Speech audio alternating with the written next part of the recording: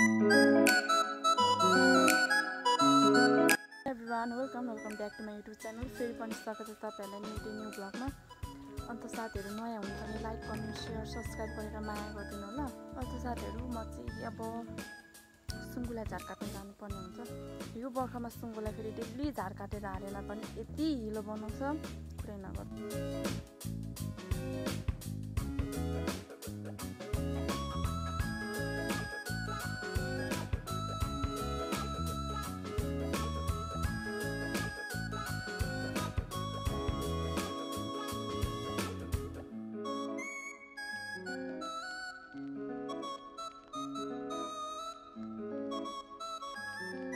मैले चाहिँ सुँगुला सोत्रो पनि काटेर भइसकेँ।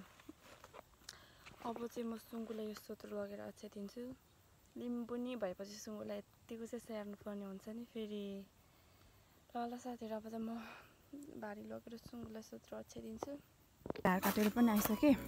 अब आगो फुकेर पानीहरू बसिराखेर पानी बनाउनु जानुपर्ने हुन्छ।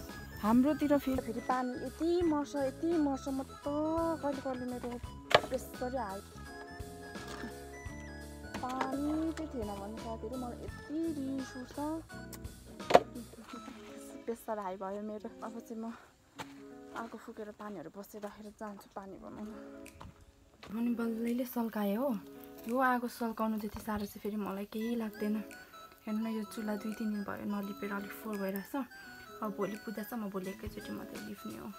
र भाइ अब हेर्नु न धन्दा पानी बनाउनु जाउँ भनेको रात परिसक्यो। अलि टाढो छ, माथि जानुपर्छ फेरि पानी बनाउनु।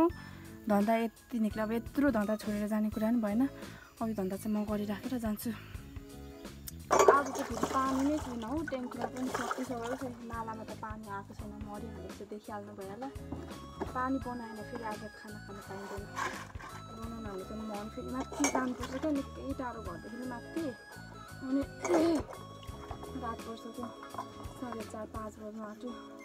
फेरि कोही छैन जाउँ भन्दा पनि अब पानी त 5-6 घरले पाइन्छ। अब सबै आफ्नो आफ्नो काममा हुन्छ, दिउँसो भ्याउँदैन।